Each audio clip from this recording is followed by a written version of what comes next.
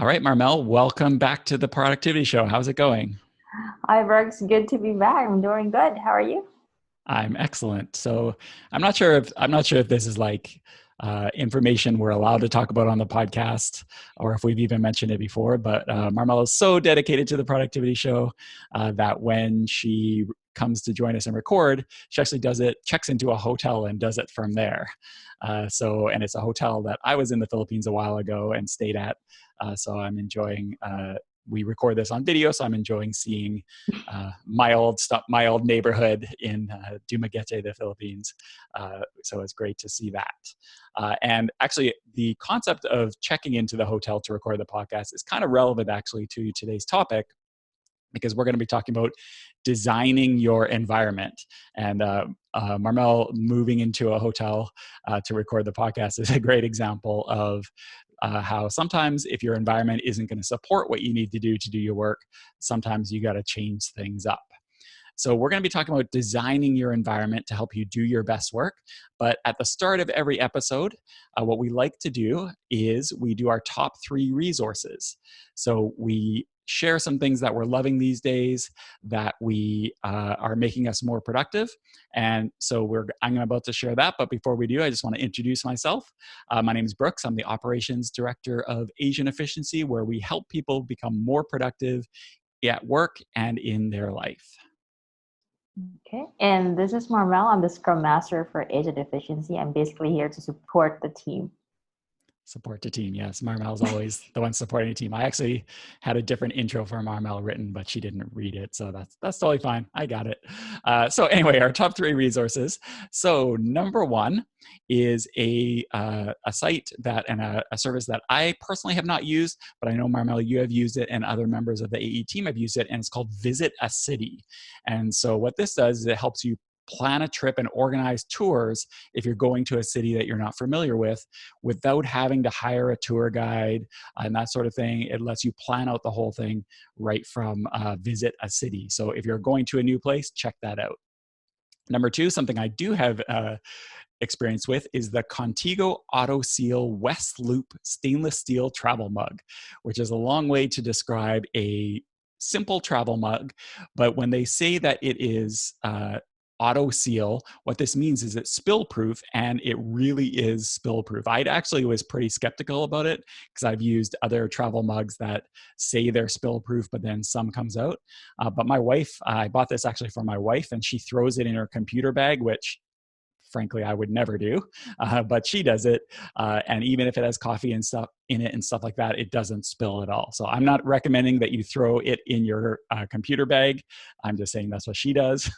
But it is a great travel mug. And number 3, again, in the category of things that I don't personally have experience with, this is what Marie, a member of the Asian Efficiency team, recommended. I don't know if you have personal experience with it, Marmel, but I was recently, like I said, in the Philippines, and I've been to Asia before as well, to Turkey. And one thing that we're going to a new direction in the productivity show here. One thing is when you go to the bathroom, of course, a lot of the toilets have hoses or bidets. And I always wonder to myself, whenever I go to these countries, what do people from those countries do when they go somewhere that doesn't have those? And the solution, apparently, or a solution, is something called a portable bidet. And we have links to all these things in the show notes, theproductivityshow.com/291, if you want your very own portable bidet. So this is a very convenient and inexpensive tool. You just bring it along when you're traveling, hiking, camping. So if you want the goodness of a portable bidet, now you know what to use. So those are our top 3 resources. And we're going to start talking about the subject now, which is designing your environment. And when we were first talking about this episode, we were planning it out, we're kicking it around. We originally were going to talk about decluttering your environment. But we realized that decluttering, to me, decluttering is a little limited because it focuses on stuff like tidying up your office, tidying up your living space, that sort of thing. But really, designing your environment is the important thing. It's setting up your workspace, your environment, so that it helps you do your best work instead of gets in the way of doing your best work. And so instead of just having your office clean and tidy, which at this exact second is something my office is by some miracle, we want to take things deeper and talk about setting up your environment in a way that helps you out. Marmel, have you done this? Have you taken steps to kind of set up your environment the way that works for you?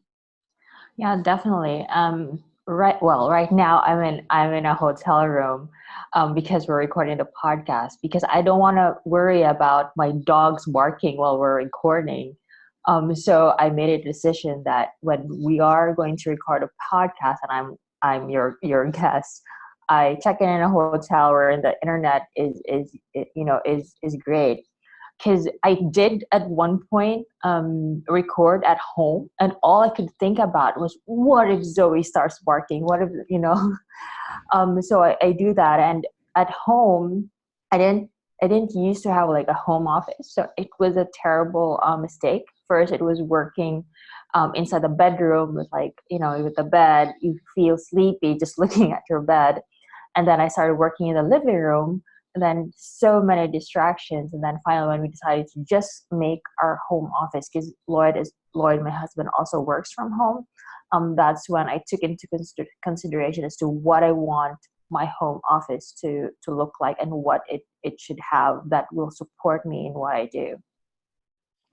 Yeah, and this episode is not just for people who work from home. It just so happens that both Marmel and I do. But this is also for people who work in an office. You may have limited control over your office setup. You may be put in a certain office or a certain desk or a certain cubicle. You may be given a certain chair and you don't really have a choice. But there are always things that you can do to influence how your environment works to at least some point. Because whether you're working in an office or you're working at home, the environment you're working with is either supporting you or is either hurting your productivity. And sometimes you may not even know it, but it's actually happening. There's this saying that where you work can be just as important as how you work. And I actually really, really believe that. Back in the productivity show TPS 217, we had James Clear on, who wrote a book called Atomic Habits. And I really like the way he says it. He says, environment is the invisible hand that shapes human behavior. And it's so true. Whether we know it or not, a lot of what we do or don't do is influenced by the things that are around us and the way that the things around us are set up. And if you do have clutter, that cluttered space can either drain your energy and it can limit your creativity as well. It also increases the opportunities to distraction. So we want to help you in this episode. We want to help you. We want to help you avoid that and have your environment set up and designed in a way that really helps you. So if you're somebody who feels that your environment is holding you back and you want actionable tips to make the way that you work more productive, this episode is for you. If you're somebody who actually has gotten organized, like actually for me, my workspace was featured on Lifehacker once years and years ago. So I had my home office perfectly set up. It looked awesome. Like I said, it was featured on Lifehacker if you're familiar with that website. But over time, it kind of slowly gained more and more friction for me. And so if you're somebody who at one point had your office set up in a great way, but maybe things have slid over time and you want to get back into it, this episode's also for you. And if you're even somebody who has an awesome office setup, an awesome workspace setup, you feel that it's supporting you, you may want to learn some tips that will help you go from strength to strength and make your setup even better. So we want to help you with that in this episode as well. So we've got top 5 tips to help you design your environment so you can be more efficient and more effective. And we're going to start with tip number 1, and that is boost your productivity by designing your workspace and having it in a way that supports you. And Marmel, maybe you can tell us a little bit about setting up your workspace, the physical workspace, in a way that supports you and boosts your productivity. Cool. So one thing that comes into mind is making sure that you have an ergonomically designed desk. So, the height must be correct, where your keyboard is, where your eyes is at. So you don't hunch over and like feeling the entire world on your shoulders because you're hunching the entire time. Even in an office environment, you can have control over that. So it's something very simple to do. When it comes to chair, I do understand that there are some ergonomical chairs that are very expensive.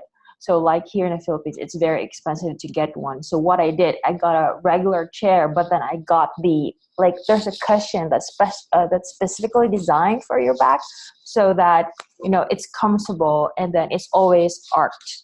Like right now I'm not using it because I'm in a hotel, but it's fine because the podcast will not last for like 8 hours, right?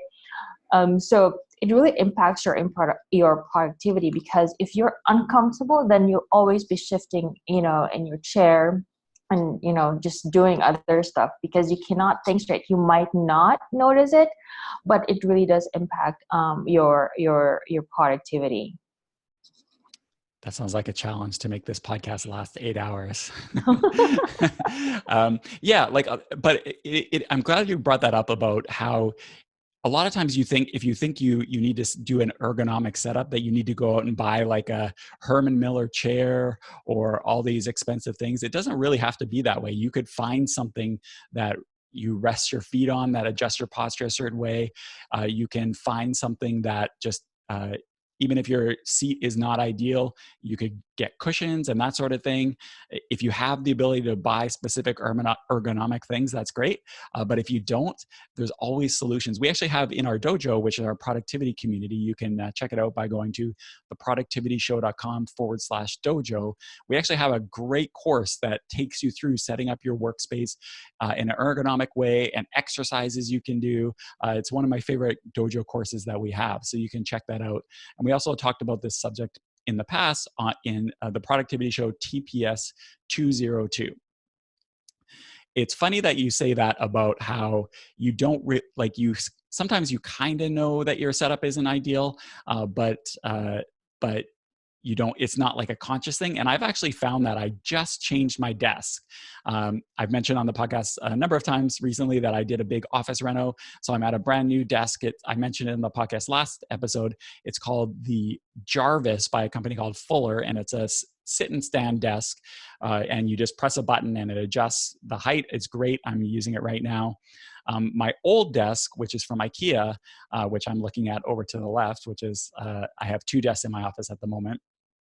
And it actually is a sit-stand desk as well. The problem is, though, it wasn't automatic. You have to get an Allen key and adjust it. But of course, once you have all your stuff on there, like your monitor, all of your stuff, you're never going to adjust it. And basically, I didn't really realize it, but I had mine adjusted, not totally corrected for a long time. Since I've moved to a different desk with a better setup, I just noticed a huge impact in energy and just how things are set up. And like I said, if you work in an office, a lot of times you don't have control over a lot of these things. I know the office that I used to work in, I had this chair that I really liked. It was just perfect for me. But then the office manager decided that some bigwigs from corporate were visiting, and they wanted all the chairs in the office to be blue, and mine happened to be red. So they came in and got rid of my chair. I know this is like an office, something from that movie Office Space. I was like, bring back my chair. And they took away my chair. So I was left with one that I didn't like as well. So yeah, I had to improvise. I had to find things that kind of adjusted things just the way I like it. Or sometimes you can go to your HR department and say you need some ergonomic equipment to make things a little better. I've had multiple coworkers that have done that over the years. And if you work at a big enough company, they're usually pretty willing to do that because they want to show that they're supporting their employees in an ergonomic sense, because they don't want, well, basically not because they care about you, they just don't want liability issues later. So, but hey, you might as well use it if you have it. How about you, Marmel? Have you taken any specific steps for making your workspace more ergonomic other than checking into a hotel? Yeah, when I was working corporate, that was like more than 10 years ago, I was working in a call center. So we all had these very cheap chairs. Even if I was like in training as a trainer, I still had those, I was still using the same chairs that the agents were using.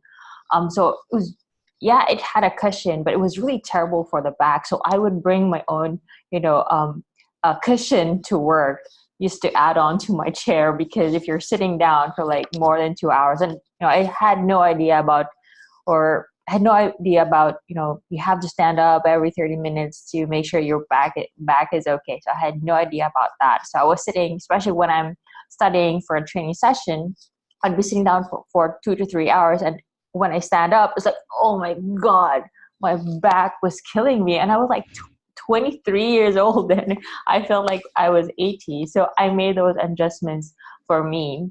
And then now, I think the biggest, not really biggest, but something that I'm really proud of doing is just getting the neck stand. It was suggested in the dojo and our books. You have one too. So, because when I use my laptop and I didn't have the neck stand before, so it's on my table, right? So my eyes are going down. So in order to compensate for that, I'd hunch, like work, then terrible for the back and for my neck. So when I saw that in the dojo, I immediately got one, and good God, it's the best decision I ever made. And it made me realize right now, because I have it right now. I brought it to the hotel. I got my mouse and my external keyboard, because it's so easy to work on, and it's small. You can just fold it. So I actually decided to buy another one to put in my laptop bag, so that every time I go out to work, it's already in my bag. I don't have to disassemble it on my desk. Yeah. So the next stand is something we've linked to in the show notes. So you can go to theproductivityshow.com/291. I forgot the number there for a second. Theproductivityshow.com/291. And it'll be linked there. The next stand is actually a cheaper version of the Roost stand. So that's another popular thing in the same model. It's a portable stand that you can flip up and put a laptop up. I'm glad you brought that up, because the reason that I bought that in the first place is when we were doing this big reno, and I had to move into my in-laws for a month and a half, and I was working from a co-working space. And so I didn't want to be, like you said, I didn't want to be hunched over on my laptop for a month and a half. I wanted to have a bit of a better and more ergonomic setup. So that's why I bought it in the first place. And it was funny. I was there and I was working away, and I saw this guy sitting next or across the table from me, who is this young 20-something guy. And he kept looking at me. And then finally he asked me, why do you use that stand? And I was like, you probably don't need it. But for me, I'm over 40. I need this stand. I need ergonomics. The older you get, the more important ergonomics are. So if you are on the young side, might as well just set yourself up for success now and adjust your workspace for ergonomic setup. All right, so that's tip number one, which was boost your productivity by designing your workspace. Tip number two is reduce physical distractions in your workspace. So what you want to do is you want to ask yourself, what do I really need to get done? And hopefully eliminate as much as possible things that you don't need to eliminate. And then also, if you have things that will support you but don't distract you, add those in. So remember, your setting is not just about your physical space. We've talked about physical and ergonomics and that sort of thing, but your workspace is also your setting is mental as well. So designing your environment is about the mental side as well. And it's hard to stay on track when your attention is divided by things around. If you are working in chaos and mayhem, some people like that. Some people think they like that, but it can transmit to your work habits as well. And this is one reason why this concept of decluttering is so powerful. I have a friend, her name's Julie Bestry. I believe she listens to the podcast, so hi, Julie. She has a book that I bought years and years and years ago called 57 Secrets for Organizing Your Small Business. And we'll link to it in the show notes. I really like what she says. She made a really good point about physical clutter, which is tangible clutter on and around your desk hides your work priorities under sedimentary rock-like layers and forces you to cast your glance on low priority attention stealers. And this is something that I have really seen both sides of recently, because once I moved back in to my office. But before I had this new office set up, I didn't have my environment set up in the best way for things like paper flow and things coming in and just actionable type things. They were kind of just set aside on my desk. And what ended up happening is my desk, half of my desk was great where my computer is, but the other half just became a disaster. And I was just constantly getting distracted by it. I was constantly not being able to find things. My wife would ask me for this document or that document, and I would just say, oh, I don't know, it's in the pile somewhere. And it just became a total gong show. And so what you want to do is you want to set up systems so that you're reducing clutter and distractions on an ongoing basis. And we're going to talk about that in a minute, setting up those systems. But you want to set up those systems to reduce your physical clutter and the distractions. What about other types of distractions, Marmel? Is it just physical distractions? No, this is something I've learned from a very young age. I think I was still in grade school, that a cluttered desk is a cluttered mind. I didn't really think of that way when I was a kid, but I did notice that I could not study if my desk was a mess. So what I end up doing before I study is I start cleaning. I clean my entire room before I get to study, because if I study when my room is in disarray, I just couldn't. And even when I was in college, it was the same thing. And I was in a dormitory, so I had control over my own space, but I had no control over the space of my roommates. So because their space was cluttered, I end up studying in the library, because there are no other distractions, and I can just study. And if it gets too crowded, I'd find a nook in the library where all the books are and just pick a space, and then I'll be studying there, because again, there are no distractions for me. And it's just that's what I did with my home office too. Like, if you look at my home office, it's really just work related stuff. I have my computer, I have a pen, I have my calculator. It's force of habit, and nothing else. If I want to print something, my printer is just over the side. If I need a piece of paper, I just grab it on the left side, and nothing else. If I'm currently reading a book, and that will be the only book that I will see, everything else will be in the library. It's pretty much very minimalist, so to speak. And if there are, like, I receive bills and all, then I have like an in tray, which is like in a desk, not somewhere where I can see, because if I see it, then I'll be thinking about it. So it will go in inside my desk. Wow, I used to be an accountant, and even I don't have a calculator. That's some next level calculating there. Yeah, like for me, I have this product that I bought that I really, really like, which is this. Maybe I'll find it and add it to the show notes. But it's a wireless charger. But it's a wireless charger that you set your phone upright, so you don't lay your phone on the desk. It's like a cradle, and I really like it. The only problem I found, though, is once I started using it, is because I would kind of have it tilted towards me, the most natural position. And what I would have, it would be another source of distractions. Like, I have my notifications pretty cut down, but I'd still have things, I could see, even if I'm not looking at my phone, I could see out of the corner of my eye, it light up, and I wouldn't know what was on it, but I would still see it happening. So what I ended up doing is I still have that same charger, but now I have it facing away from me. So if I want to, for whatever reason, pay attention to my phone, I can turn it towards me, but otherwise I have it faced away from me. And this is this concept of reducing distractions and setting up your environment in that way, designing your environment, is something I really paid attention to with this reno, because in this room where I am, there used to be a TV and a sofa. And the thing is, when my kids were really little, we did use the TV quite a bit, but now we don't use it. We never used it. So it was taking up space and clutter, and I would always see it, and then all the wires and stuff like that. And the sofa, I didn't use too much either. And so what ended up happening is it just became a place where I would dump stuff on. I'd walk in the room, and I'd maybe have my gym bag there, and I'd have, like, if I had a box or something, I'd put it there.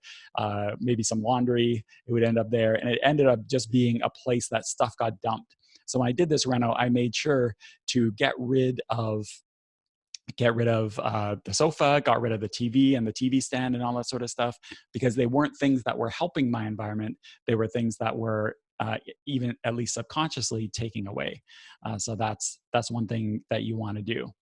Another example of reducing distractions is, even if you're not working in your office, maybe you're working somewhere else. And we've talked about things like noise canceling headphones a lot, but that is part of design, being proactive and designing your environment as well. So for example, on my schedule has recently changed a little bit. On Mondays, there's a certain Starbucks that I work from while my kids are at an activity, and I don't know what it is about this Starbucks, but it is literally the loudest Starbucks on the planet.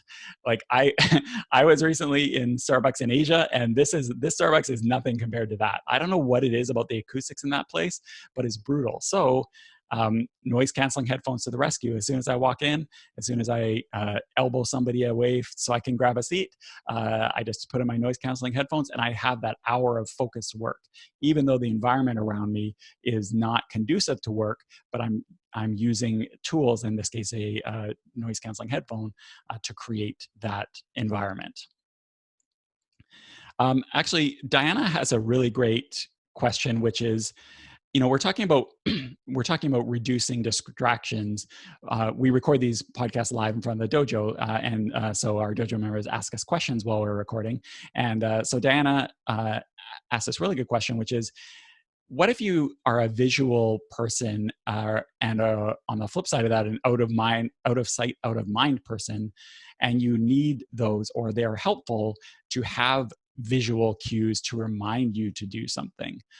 Do you have any of those setups? I know what some people do, and actually just yesterday, I should see if I can find it, and if I can find it, I'll link it to the show notes. But there's actually, it's funny timing on this question, because there was a Twitter thread yesterday where someone I follow posted and was retweeting, where she has a post-it note on her monitor to remind her to do something, like a constant reminder to do something. And then she asked, hey, does any of you have these sorts of things? And people were sharing the post-it notes that they had. And it was actually a really cool thread. So I'll try and find that and link it. But yeah, sometimes for some people, visual cues are important. I know what some people do, which I think is a great idea. I haven't got around to doing it, but I think I might do something like that. Is if there are things that you want to remember to do, you can change your computer desktop to have that message on there, if it's something that you want to remember on a regular basis.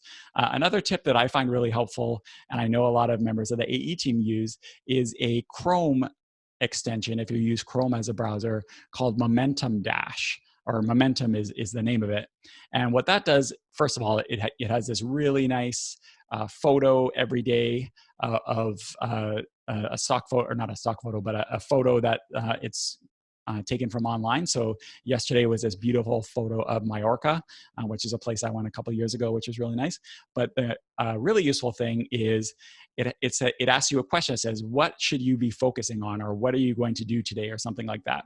And so what you can do is you can type in your reminder or your focus, and you can put reminders on there as well, so that every time you open a new browser tab, instead of seeing, I don't know, MSN or seeing CNN or something like that, you're seeing the thing you should be doing on that new browser tab. And it's just a reminder. So that's something that you can do. But post-it notes, having a post-it note never fails, as long as it's not all over the place. How about you, Marmel? Do you do anything like that? Yeah, so I also use Momentum. I think everyone on the team uses that. So one thing that I think I failed to mention is that in front of my desk is actually my cork board, and half of it is a whiteboard. So if there's, because I understand the concept of out of sight, out of mind. So if there's something that I really need to do within today or tomorrow, then it's there. Even if I have it in OmniFocus, but I have a bad feeling that I might just forget it, then I make sure that I pin it in the cork board or write it down in my whiteboard, because it's right in front of me anyway, so I will see it. But just a word of caution that there are times when we get overboard, like there will be a lot of post-its that once you're done with that task, make sure to remove it. Janira, Dojo member Janira shares that Momentum is also available for Firefox, which is awesome. I've been meaning to go back into the world of Firefox, so I'm really thankful that Momentum works with Firefox as well. All right, so, Diana asked another question, which I think is very relevant, which is, what if you're working in a small space that needs to do different jobs or different writing projects or not, or different things? So for example, as an example, my office used to be a combination my office / entertainment room. So that's why I had the sofa and the TV here at the same time, and then my desk over to the side. But what if you have a room or a space, a limited space, and you need to make one space do different things?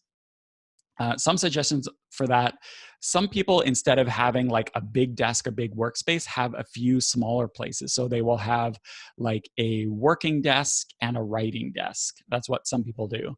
I know some people have one physical space, but they have all their things that they need for it portable and modular. So for example, maybe they have their laptop and their neck stand and their computer stuff, and they're working away. But then when it's time to do something else, like do writing, maybe they do writing by hand or some sort of physical thing, then the laptop and the neck stand goes away, and out comes another container with the stuff for this other project. So that's what some people do as well. It's, I don't know, Marmel, do you have this situation where you have a specific space that you need to do different things in? It's actually one of my plans. I've been meaning to get, because right now my desk is, the straight one. I've been looking at designs, I'm looking at an L-shaped desk, because since I have a business on the side, like I make soaps. But I'm not going to use that to make soaps, but more on the labeling. I don't really have that space right now. So what I'm thinking about is getting the L-shaped desk. And so in one area is going to be, where my laptop is. And if I just turn on the side, it's going to be, just an empty space where I can do the labels. So that's what I'm thinking about. And probably something that, because it doesn't take a lot of space. So you just add on to the other side wherein you can do, another type of work. Like if you're, like I don't know if you're drawing like what Bella does, so that's the space that she would need without her computer. Yeah, I have a friend who has a very small home office, but he also does other things. So what he did is, instead of having a full-size desk like I do, well, right now I have two full-size desks, but instead of having a full-size desk, instead of what he did is he has just a small desk that's attached to the wall that can fold up.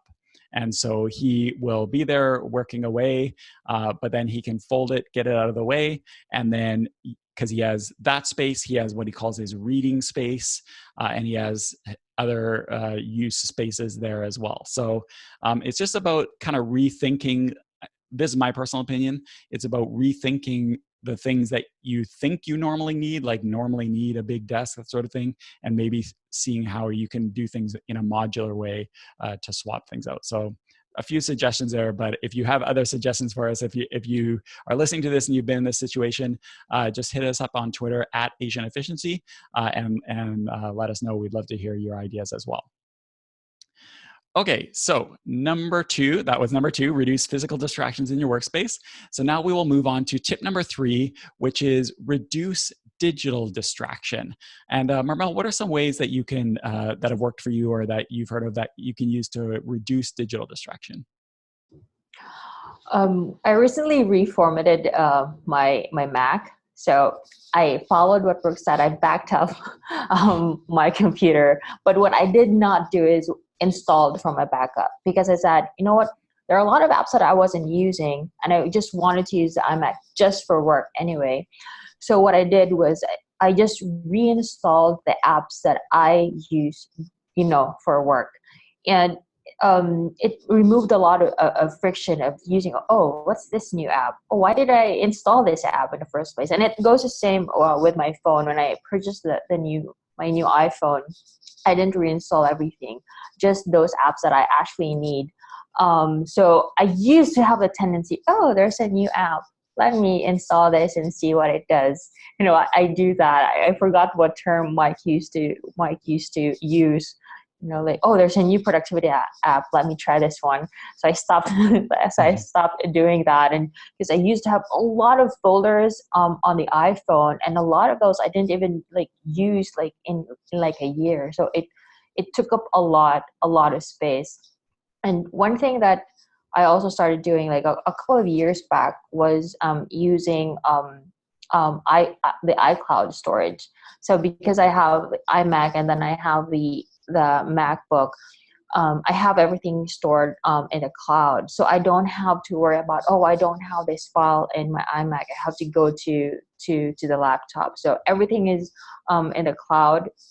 I have everything, filed in their folders, and my desktop is already very clean because it bothers me every time I start it used to bother me when I start my computer and there are just a lot of files on my screen. So I clean that out. And if there are files that I do need to be on the desktop, so what I did was I sorted out. We're in all documents were in one folder, all images in another folder, and all those stuff. Yeah, we have and the key that supports this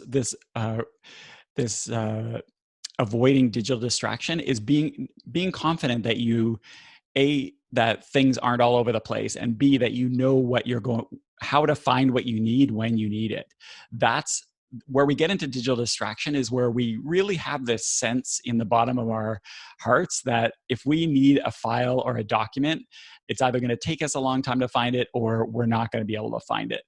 So the kind of the bedrock that helps you avoid this situation is with knowing how to organize things. And we actually have, it's actually funny, it's our most popular blog post on the entire site, and it's called The Most Effective Way of Organizing Your Files, Folders, and Documents. So we've linked to that into the show notes, theproductivityshow.com/291.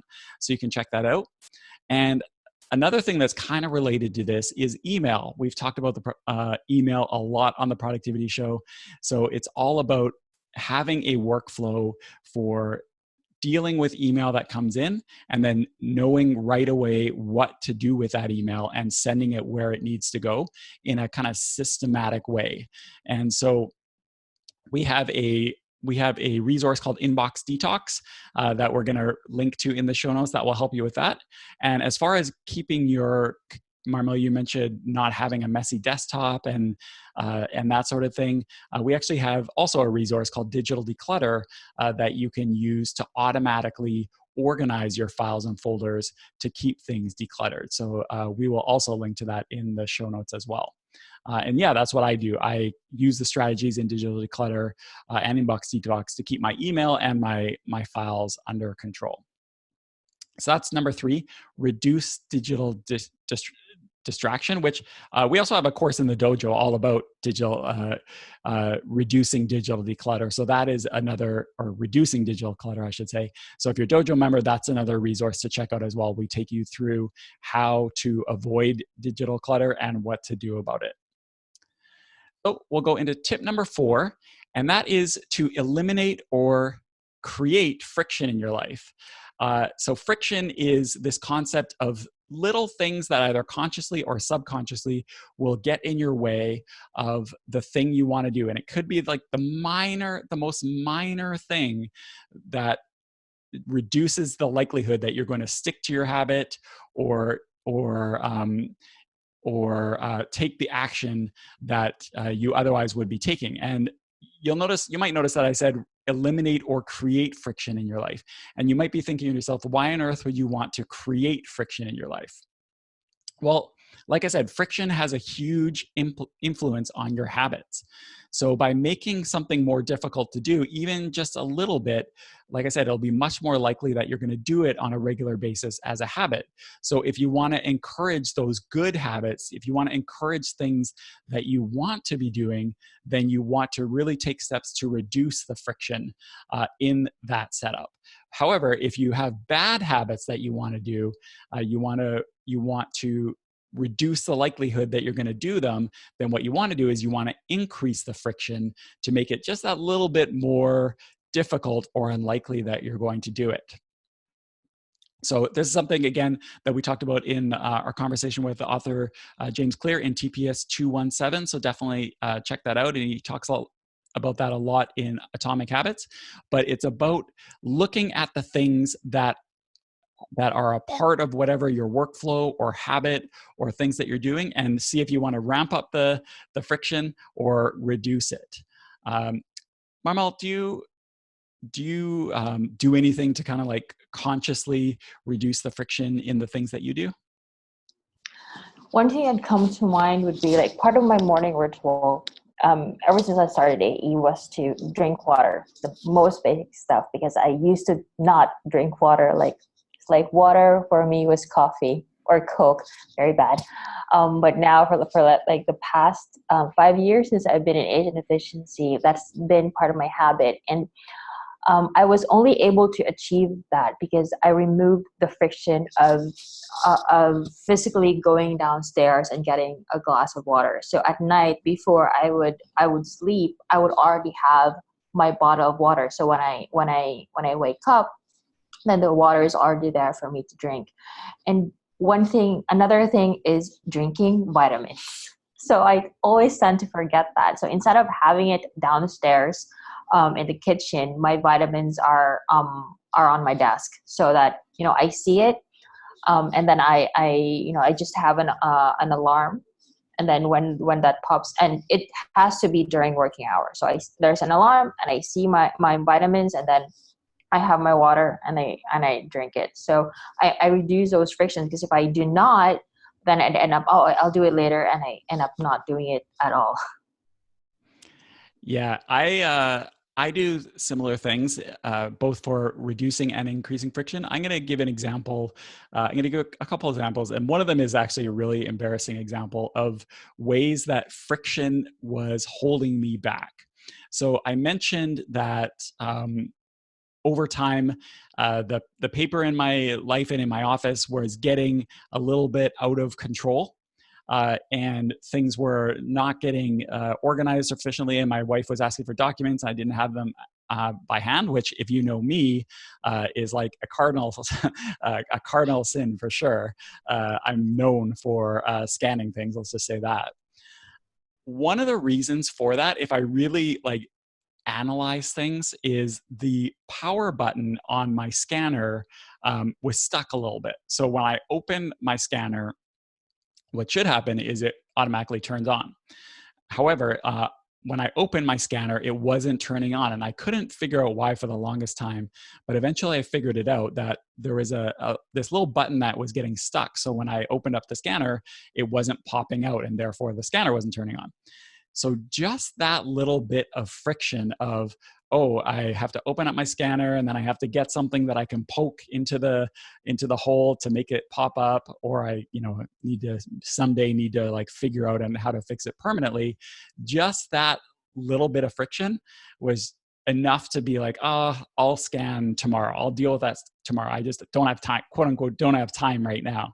And just that little bit of friction was standing in my way. So then once I redesigned things, I took care of that issue, and therefore kind of like back on track, just by realizing that was a point of friction and then eliminating it. An example of positive friction, semi-related to this, is once I redid my office, I have places for stuff to scan, stuff to file, recycling, all at arm's reach. So as soon as paper comes into my office, right away I'm putting it where it needs to go and then dealing with it. And also, like, a surprising side benefit, and this is an example for me in my line of work, which is doing things like podcasts, like writing articles, like putting together material. So for me, that's the type of work that I do. But you can substitute whatever line of work you're in. You could substitute an example that works for you. But those who are watching this podcast, our dojo members and people on YouTube who are watching this podcast, will see there's a bunch of books behind me. And that's something new, just having all those books at arm's reach. And what I found just by having them there is, way more often now, if I thinking about a topic, if I want to make a connection between things, I just turn around and I grab one of those books that I know something in there is about that. Or, I have them digital as well for a lot of books. Just that concept of having them in arm's reach has really changed how I make connections between things and refer to things. Even in this podcast episode, I've referred to two different books, and that came because all these books are right behind me. And that was an unexpected example of this lack of friction. So whatever work you're doing, think to yourself, what are things that support me in the work that I'm doing? And is there a way I could shift my physical environment, or maybe, depends what it is, it may be a digital environment. Are there ways I can shift those around that will make it more likely that I can use the things that will help me out? Now, Marmel, I know there's a way to set your day up for success that we recommend at AE. It's one of our oldest kind of productivity concepts that we've talked about. And this is kind of relevant to reducing friction as well. So maybe you could talk a little bit about that. Yep, and this is something we've linked into the show notes, and it's about clearing to neutral. So basically setting up yourself for success. It's not only about, your workspace when you're doing, work, but for example, when you start cooking, like when I start cooking, I don't want to wash the dishes first and then start cooking. When I start cooking, I just want to go start cooking, start dicing things up and cooking, not cleaning the kitchen first. So the concept is like your computer, when you turn it on or from sleep mode, and then you open, like there are like 100 different tabs. There's a YouTube video, there's your Facebook account, and there's a Wikipedia page. Then already it's cluttered. So the suggestion would be, when you end your day, make sure that you're clear to neutral, meaning your tabs are all closed, so that when you start working the next day, you start with a clean slate. But if there are tabs that you really need and you might forget, then there's always a read later, or there are several Chrome, in the Google Chrome store, and you can actually save tabs. I forgot what I'm using, but I actually have it, so that if you need it for tomorrow, you can just click on that and it will open those same tabs. Yeah, it's probably one tab is probably the one you're using. That's the one I've used in the past as well. And yeah, it is great for allowing you to clear to neutral, but still have access to your stuff. A few things that Diana mentioned. Diana mentioned that, and don't worry, a lot of us are like this. She mentions her Mac desktop is filled with stuff because, again, out of sight, out of mind. Very, very common. One thing you could do is, usually there are really only a few things that we need quick access to and we want quick access to. So one thing you can do is, both on Mac and Windows, allows you to have favorites in the sidebar of your Finder window or Windows Explorer window. So for those things that you do, I do this all the time, either permanently or temporarily want quick access to. I have them in the sidebar of the Finder, so I have quick access to them, but then they can live wherever they are filed away properly, but I still have quick access to. So that's something you might want to look for. And she also mentions installing hooks at home has reduced friction because she has a specific place to put her purse, and then she's not looking all over for it. And that's a great example too, because we've been talking about this stuff mostly in the context of work, but it applies in your personal life as well, that there are things you can do to reduce friction that just make your life a lot easier and less hassle. And yeah, having a specific place to put things at all times is a big thing. That's one thing that's really, really helped me, is having a specific place where I put my wallet, my keys, my AirPods, everything, my change, everything in one specific place. I'm trying to teach my kids that as well, because we're always searching all over the house for their wallets. So I'm trying to teach them, no, have a specific place where you put your stuff and put it there every day. So that one's a work in process, but I have definitely mastered it. Okay, so that's number 4. And tip number 5, the final tip, is to schedule a regular clutter clearing session. And this has been really, really helpful for me. But maybe, Marmel, you can tell us a little bit what we mean by that. So it's a form of maintenance. Like for me, I get a lot. Well, in the Philippines anyway, we still get a lot of paper invoices. You know, like my daughter brings a lot of papers from school for me to sign. And if you don't have a designated space for that, then it'll just be all over the place, and you might just lose a lot of stuff. So for me, I schedule my clearing sessions just once a month towards the end of the month, because that's when billing and invoices would come in. And believe it or not, I've been working for nearly 20 years, and the amount of paperwork that I have is probably like this, like I don't know, half of an inch, and that's all. Like if my house is burning and I need to get my paperwork, I just grab it and I'll be okay. Yeah. So the general concept is if you have, because what happens a lot of times is we decide we're going to quote unquote declutter, or we're going to get our environment right, or we're going to get things organized. And we do, we have like I mentioned, we have the office, and it may not be featured in Lifehacker, but we have things awesome. But then over time, friction happens, things just over time start getting piled up on the sofa or whatever, and things just slowly start to fall apart.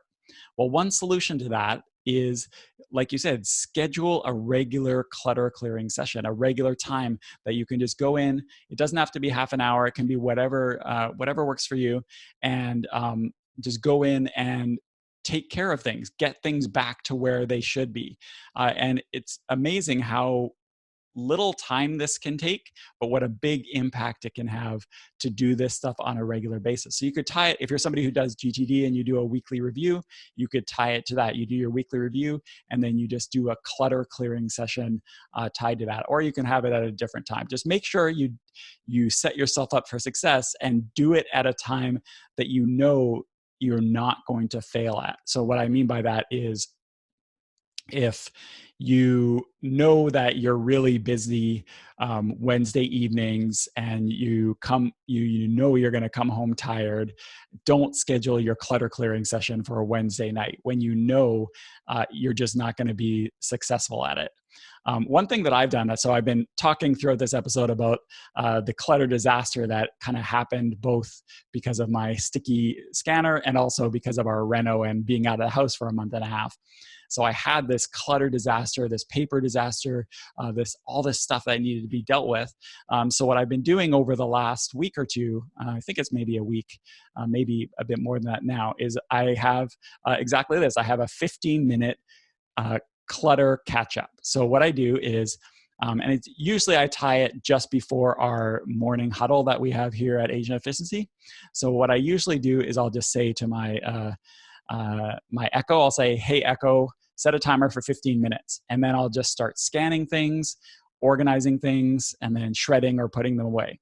And then as soon as the timer goes, then I stop, and then I get back to the rest of my day. And I just do that every single day, because I know it's going to be very difficult for me to tackle the clutter in like some big session. It's going to be very difficult for me to take a whole day and just do it. So I've just been doing it 15 minutes a day, and it's worked out really, really well. I just finished I'm actually, tomorrow is going to be the end of it. It's going to be all clear. And then after that, I'm going to switch it to exactly what you said, Marma. I'll do it weekly, have a weekly session, just a maintenance session to make sure that things don't get out of control again. So as long as you set yourself up for success, it's a great strategy. All right. So that's it. Those are our 5 tips for designing your environment. So tip number 1 was boost your productivity by designing your workspace and being ergonomic.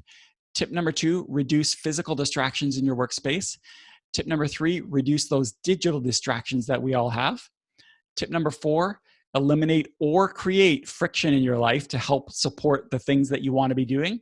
And tip number 5, schedule a regular clutter clearing session so that things don't fall apart again once you finally do get organized. So for action steps, we always like to end our episodes with action steps. The first thing to do is to close all your browser tabs, remove unnecessarily objects from your desk, go through a clutter clearing session to get things to a in control point. And then number 2, plan and schedule that clutter clearing session so that you have a regular process for staying on top of things. So thank you so much for being a part of this episode. And thank you so much, Marmel, for joining on the podcast again. Thank you too.